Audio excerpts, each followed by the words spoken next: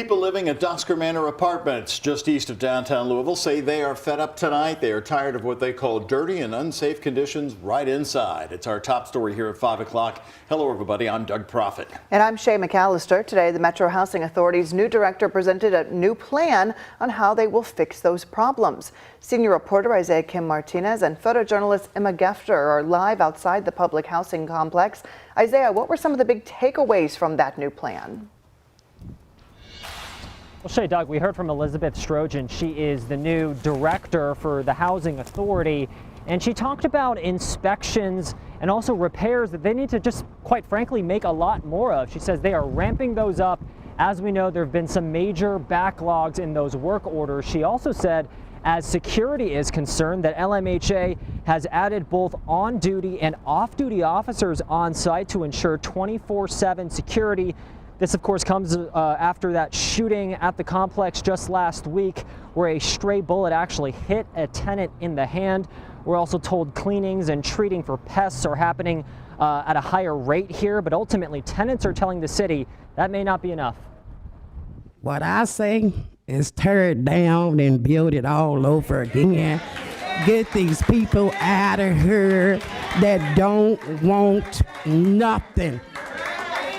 The ones that want something, give them vouchers and let them out of here.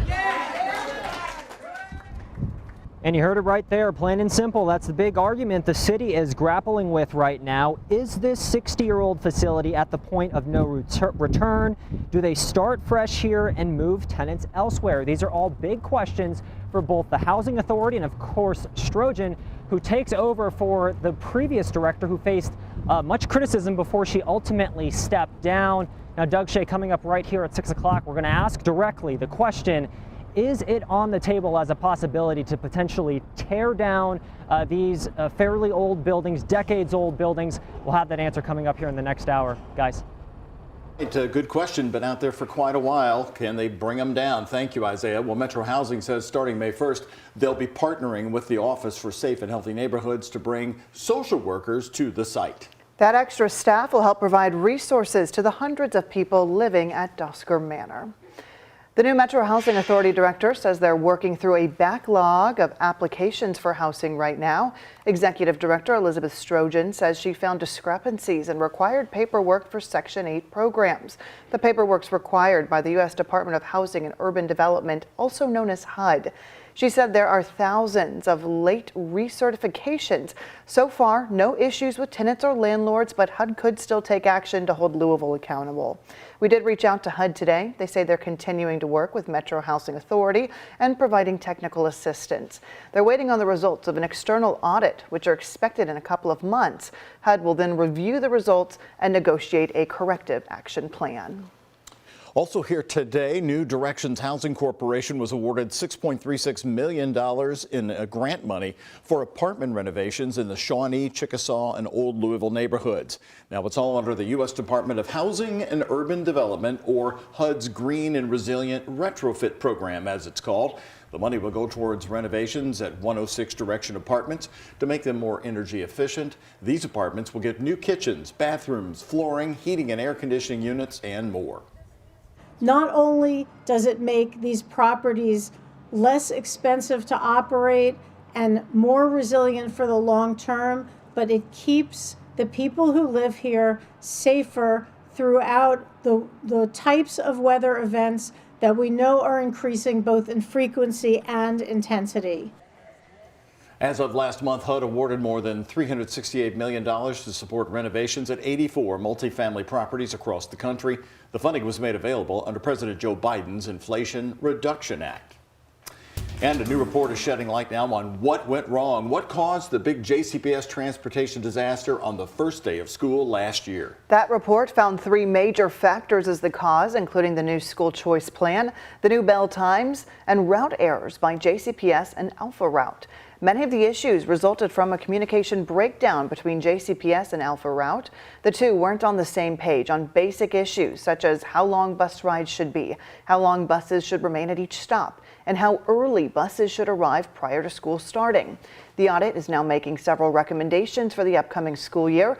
That includes reworking the bus routes, including the transportation director in the route review process, and ensuring the route plan is submitted with enough time to make necessary changes.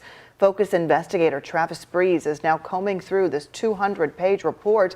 He will have much more on the findings and what comes next on WHAS11 News at 6. And of course, it is a big week for the bus transportation in Louisville. That's because tomorrow will be the big vote by the Jefferson County School Board on next year's transportation plan, with major changes ahead.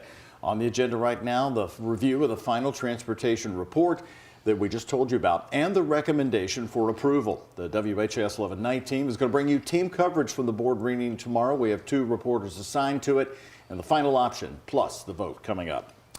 Today, a Louisville neighborhood is raising concerns about parking on their streets, saying it makes getting around on wheels and on foot so difficult that it ties right back to a local high school. The residents say they fear it's becoming a potential hazard. They also tell us it all started when students no longer wanted to take the bus. Jose Alonso describes the problem. There is a big parking lot at Atherton High School, but there may not be enough spaces. In an area where there's not a lot of sidewalks, people in the Belknap neighborhood are noticing students park on the street in front of their houses, something they don't mind too much until it becomes a safety issue. It's just all the congestion, that parking on both sides of the street. Concerns even flowing into the Upper Highlands on Fordyce Lane, where residents say it's been difficult driving and walking on their street.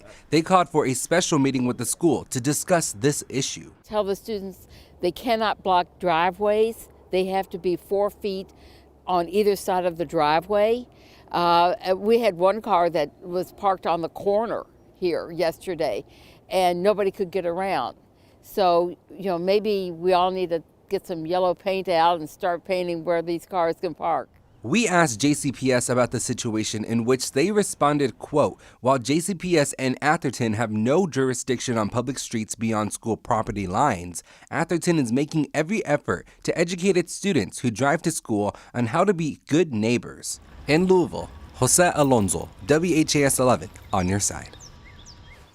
Reno Weber says they have already requested for the city to look into the cost of constructing sidewalks. He also plans to host a neighborhood meeting to find a solution. JCPS says Atherton students have put together a video about parking in the neighborhood, and they aired it to the entire school during their morning newscast.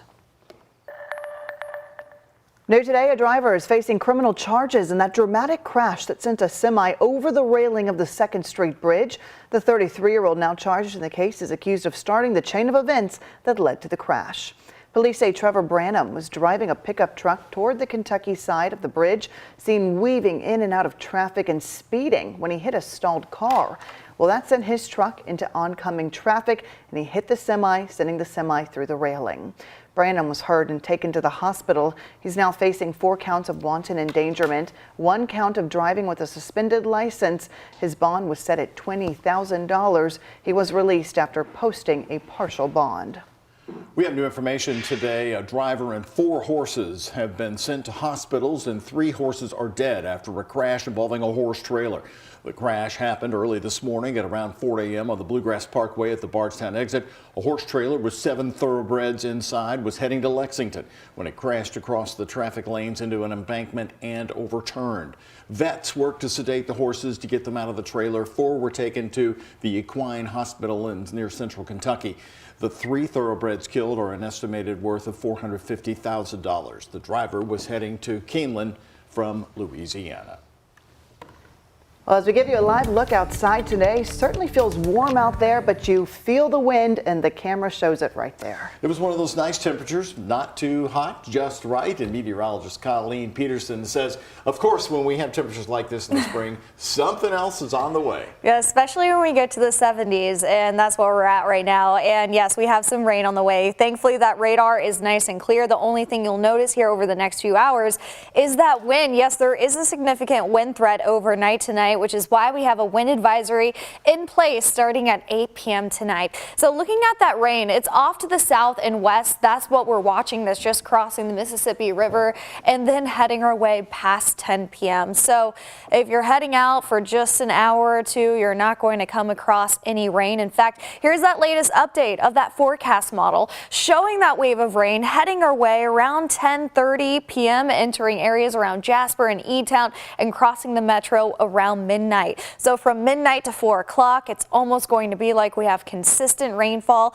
pretty light in nature. However, we'll see some moderate to heavy downpours embedded in it. By the time we head towards 5 o'clock, 6 o'clock in the morning, we're going to be mostly dry. In fact, the bulk of tomorrow is going to be dry, and we'll even get some sunshine, which could actually fire up a few isolated thunderstorms when that front is passing through. So there is a very low risk of maybe seeing a strong wind gust throughout the afternoon tomorrow and maybe also some small hail. So we're watching a few different things out there, but I think the big takeaway is going to be the wind here from tonight through tomorrow. I mean, the majority of the south is under a wind advisory, even portions of the Midwest. Right now, we're actually gusting at 28 miles per hour. Once we head overnight tonight, that could get up to 40. We're at 70 degrees right now, seeing that wind, strong and heavy wind and rain overnight tonight. I'm going to walk you through that forecast a little bit closer coming up. Shay?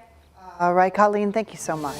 Well, it's official. The Bardstown Podcast is back with 5 brand new episodes. Today, you can catch an early release of the first episode. It's on the WHAS11 YouTube page.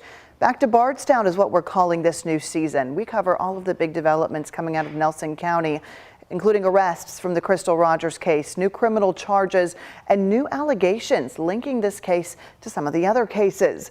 A new episode will drop every Tuesday for the next 5 weeks, anywhere you find your podcasts. But you don't have to wait until Tuesday to listen. You can actually head to the WHAS11 YouTube page and find them on Mondays. Episode 1 is live right now.